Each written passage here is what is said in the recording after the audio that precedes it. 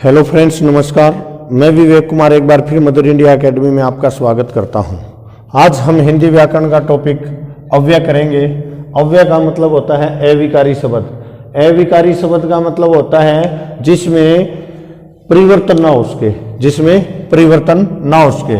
मुख्य तौर पे तो शब्द है वो दो प्रकार के होते हैं भाई। नंबर एक विकारी, नंबर दो अविकारी। ठीक है, विकारी के चार भेद होते हैं भाई: संज्ञा, सर्वनाम, विशेषण और क्रिया। और अविकारी जिसके बारे में हम स्टडी करना स्टार्ट कर रहे हैं, क्रिया विशेषण, समुच्चय बोधक, संबंध बोधक, विषमादि बोधक और निपात। 5 प्रकार के अविकारी शब्द होते हैं। सबसे पहले देखिए अविकारी या अव्यय। अविकारी शब्द या अव्यय क्या होते हैं? जिसमें लिंग, वचन, पुरुष, कारक आदि के कारण कोई परिवर्तन नहीं आता भाई। ठीक है, जैसे आज, कल, कब, किंतु, परंतु, और, यद्यपि, अंदर, बाहर आदि। ये सारे क्या है? अव्यय शब्द है।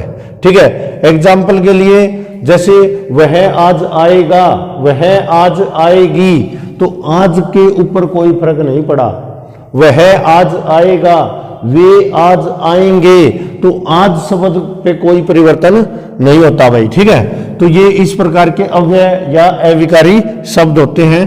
अव्यय के 5 भेद होते हैं भाई। कितने होते हैं? 5 भेद होते हैं। नंबर 1 पे क्रिया विशेषण।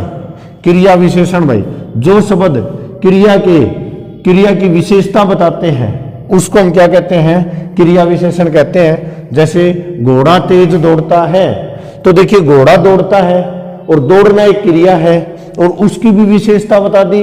वह तेज दौड़ता है, वह धीरे दौड़ता है, तो ये क्या हो जाएगा आपका? ये क्रिया विशेषण, जो क्रिया विशेषण हो जाएगा भाई। ठीक है, इसके 4 भेद है। नंबर 1 पे कालवाचक। कालवाचक जिससे हमें समय अवधि का पता लगता है। जैसे राधा कल पढ़ेगी, तो कल इसके अंदर कालवाचक हो जाएगा।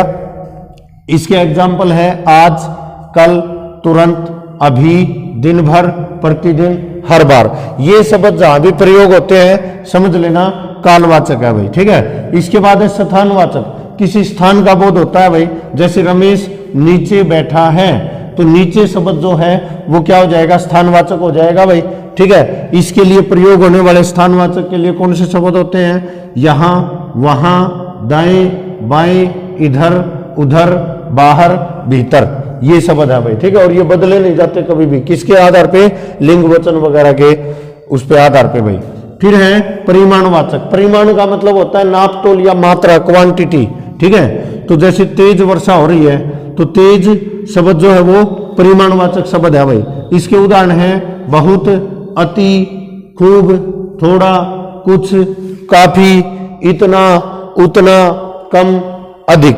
ठीक है, इसके बाद है रीतिवाचक, जो हमें रीति या ढंग के बारे में बताता है। जैसे गाड़ी अचानक रुक गई। ठीक है, तो अचानक क्या है? ये रीति है या ढंग है भाई, एकदम से रुक गई। ठीक है, तो इसके लिए कौन से शब्द प्रयुक्त होते हैं भाई रीतिवाचक में? फटाफट, शीघ्रता, अचानक, धीरे धीरे, अवश्य, इसलिए, धड़ाधड़, जल्दी, ध्यानपूर्वक, हाँ, यथासंभव, बेशक और निसंदेह। ठीक है, इसके बाद नंबर 2 पे आता है समुच्चय बोधक भाई। कौन सा? समुच्चय बोधक। समुच्चय बोधक में क्या होता है? जो अव्यय दो शब्दों को, 2 या उससे अधिक शब्दों को जोड़ते हैं भाई। ठीक है, 2 या उससे अधिक शब्दों को या उपवाक्यों को जोड़ते हैं। जैसे राधा गाती है और मीरा नाचती है, और शब्द ने जोड़ दिया यहाँ पे, तो और क्या है? समुच्चय बोधक हो जाएगा। ठीक है, इसके भी 2 भाग होते हैं। नंबर 1 पे समानाधिकरण। क्या? समानाधिकरण, एक जैसे सम्मान कार्य मिलेंगे। ठीक है, और उन वाक्यों को जोड़ने का काम करते हैं। जैसे सीता और गीता एक ही कक्षा में पढ़ते हैं। ठीक है, तो ये वाक्यों को मिलाने का काम करते हैं। लेकिन वाक्य कैसे होने चाहिए? सम्मान होने चाहिए भाई। ठीक है, जैसे आप इसको अलग अलग करेंगे तो सीता पढ़ती है, गीता पढ़ती है। सीता और गीता एक ही कक्षा में पढ़ती है, तो दोनों का एक समान कार्य हो रहा है यहाँ पर। ठीक है, इसके लिए मतलब अव्यय जो यूज होते हैं और तथा, किंतु, परंतु, वह, लेकिन, एवं, अथवा, या। फिर है वैधिकरण। वैधिकरण में क्या होता है, एक समान वाले सेंटेंस जो ना हो ना, वो वैधिकरण होते हैं। आश्रित उपवाक्यों को प्रधान उपवाक्य से जोड़ने का कार्य करते हैं। जैसे सोहन बीमार है इसलिए वह आज नहीं आएगा। तो सोचने की बात है, एक ही व्यक्ति है, उसी का असर दूसरे सेंटेंस पे पड़ रहा है। ठीक है, इसमें दो समान वाक्य नहीं है। तो सोहन बीमार है इसलिए वह आज नहीं आएगा। इसके लिए प्रयोग होते हैं यदि, तो, यद्यपि, तथापि, ताकि, जिससे, क्योंकि, कि, यानी, इसलिए, अतः। इन शब्दों का प्रयोग, और ये अकॉर्डिंग टू सेंटेंस भी हो जाता है जैसे। ठीक है, इसके बाद नंबर 3 पे है संबंध बोधक। संबंध बोधक कौन से होते हैं, संज्ञा व सर्वनाम के बाद आकर संज्ञा व सर्वनाम के साथ संबंध बनाते हैं। भाई किसका, दूसरे वाक्य के पदों से संबंध बनाने का कार्य करते हैं। जैसे वह दिन भर पढ़ता है, तो जो भर शब्द है ना, वो क्या काम कर रहा है, संबंध दिखा रहा है कि दिन भर मतलब पूरा दिन पढ़ रहा है। ठीक है, तो इसके लिए भर के ऊपर की और कारण, इस प्रकार के जो शब्द हैं वो संबंध बोधक जो हमारा अव्यय शब्द होते हैं उनको दर्शाते हैं। इसके बाद हम बात करते हैं विस्मयादि बोधक, जिससे किसी व्यक्ति का हर्ष, शोक, घृणा, विस्मय, गलानी आदि के भाव व्यंजित होते हैं, वो विस्मयादि बोधक होते हैं। भाई जैसे वहां कितनी सुंदर दृश्य है, कितना सुंदर दृश्य है, इस प्रकार का निशान जरूर आएगा सेंटेंस में।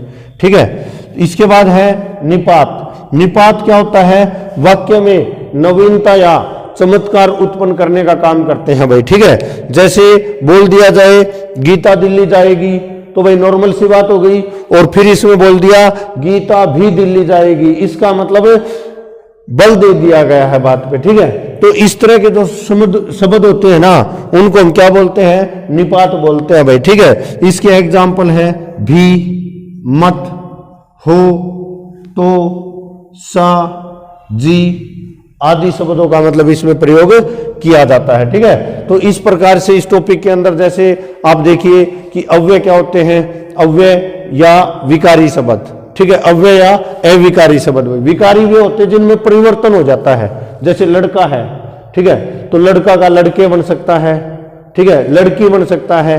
तो वचन और लिंग के आधार पर ये चेंज हो रहे हैं, लेकिन जो हमने अविकारी शब्द पढ़े हैं ना, वो मतलब चेंज नहीं होते हैं किसी भी प्रकार से। ठीक है, उनको हम अविकारी या अव्यय शब्द कहते हैं। तो इसके अंदर मतलब विकारी 4 प्रकार के थे, संज्ञा, सर्वनाम, विशेषण, क्रिया, और अविकारी 5 प्रकार के थे, क्रिया, विशेषण, समुच्चय बोधक, संबंध बोधक, विस्मयादि बोधक और निपात। ठीक है, इसके बाद फिर हमारे जो क्रिया विशेषण थे उसके 4 भेद थे। भाई कौन से, कालवाचक, स्थानवाचक, परिमाणवाचक, रीतिवाचक। ठीक है, तो क्रिया विशेषण, समुच्चय बोधक, संबंध बोधक, विस्मयादि बोधक और निपात। इस प्रकार से इनको प्रैक्टिस करेंगे, लिख कर देखेंगे, तो इस टॉपिक से आपका क्वेश्चन नहीं रहेगा, बहुत ही इंपॉर्टेंट है। निपात वाले टॉपिक से मतलब एग्जाम के अंदर क्वेश्चन आते रहते हैं। तो आज के लिए इतना ही रहेगा स्टूडेंट्स।